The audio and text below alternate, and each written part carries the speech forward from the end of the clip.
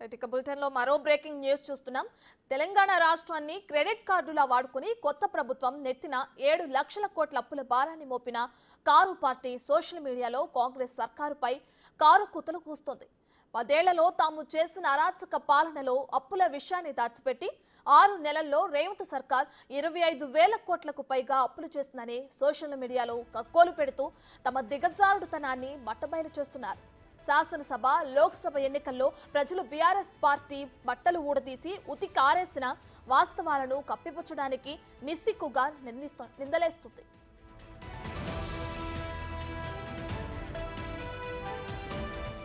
కేసీఆర్ తెలంగాణ ప్రజల నెత్తిన 7 లక్షల కోట్ల రూపాయలు అప్పు పెడితే 6 నెలల్లో ఆ అప్పు దాని మీద వడ్డీ కింద 38,040 కోట్లు తిరిగి చెల్లించింది రేవంత్ సర్కార్.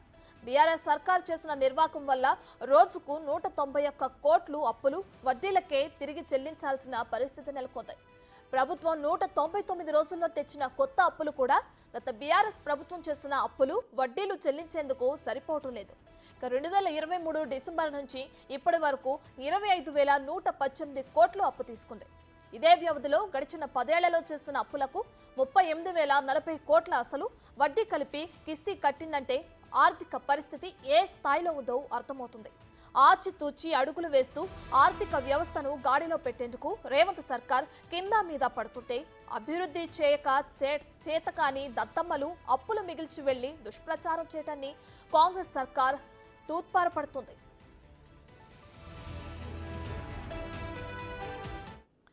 రైట్, ఇదే అంశానికి సంబంధించి మా డిప్యూటీ బ్యూరో చీఫ్ సాదిక్ మరింత సమాచారం అందిస్తారు. రైట్ సాదిక్, తెలంగాణ రాష్ట్రాన్ని అప్పుల ఊబిలోకి నెట్టేసిన అటు కేసీఆర్ ప్రభుత్వం ఇప్పుడు కొత్తగా కొలువుదీరిన కాంగ్రెస్ సర్కారు పైన నిందలు మోపడం మనం చూస్తున్నాం సోషల్ మీడియాలో. దీనికి సంబంధించిన డీటెయిల్స్ ఏంటి? ఎస్ రత్న, 10 ఏళ్ల కేసీఆర్ ప్రభుత్వంలో బీఆర్ఎస్ ప్రభుత్వంలో 100 ఏళ్ల విధ్వంసం జరిగిందని కూడా ముఖ్యమంత్రి రేవంత్ రెడ్డి చెప్పినట్టు విషయాన్ని స్పష్టంగా కనబడుతుంది.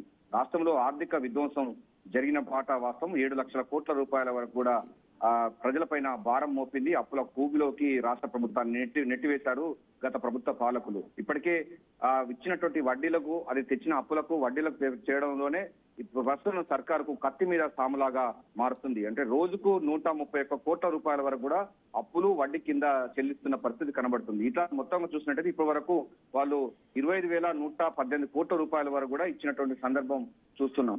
గత ప్రభుత్వం చేసిన అప్పులు వడ్డీతో సహా ఇంకా 38,040 కోట్ల రూపాయల వరకు కూడా ఇంకా మిత్తులు కట్టాల్సిన ఉంది. అది మరింత భారం పడే అవకాశంపై కనబడుతుంది. కొత్త అప్పులు ప్రభుత్వం తీసుకువస్తున్నప్పటికీ గత ప్రభుత్వానికి పోల్చుంది చాలా తక్కువ తీసుకొస్తున్నట్టుగా మనకు స్పష్టంగా అర్థమవుతుంది. ఒకవైపు గత ప్రభుత్వం చేసిన నిర్వాహకం వల్ల, ఆర్థిక క్రమశిక్షణ లేకపోవడం వల్ల ఆర్థిక విధ్వంసానికి సంబంధించిన గాడిలో పెట్టేందుకు రేవంత్ రెడ్డి సర్కారు పూర్తి స్థాయిలో ఆర్థిక క్రమశిక్షణతో మిత్తిలు కడుతూ కిస్తీలు కడుతూ గత ప్రభుత్వానికి సంబంధించిన వడ్డీలకు కడతా ఉంది. సో అదే తరహాలో ప్రభుత్వం కూడా ఆర్థిక వ్యవస్థను గాడిలో పెట్టేందుకు పూర్తి స్థాయిలో ఫోకస్ పెట్టింది. వచ్చేటువంటి బడ్జెట్ సమావేశం సందర్భంగా వివిధ శాఖకు సంబంధించిన అధికారులతో చర్చలు, సమీక్షలు జరుపుతున్న నేపథ్యంలో గత ప్రభుత్వం నిర్వాహకం అంతా బయటపడుతున్న సందర్భం కనబడుతుంది. ప్రభుత్వం పూర్తి స్థాయిలో కూడా ఆర్థిక క్రమశిక్షణతో కొత్త బడ్జెట్ తయారీలో తరమునుకలవుతుంది. మిత్తిలు అంటే గత ప్రభుత్వం చేసిన అప్పులు తగ్గిస్తూనే మరోవైపు ప్రజలపై భారం పడకుండా పూర్తి స్థాయిలో కొత్త బడ్జెట్ రూపకల్పన చేస్తున్నారు. రత్న, రైట్, థాంక్యూ సాదిక్.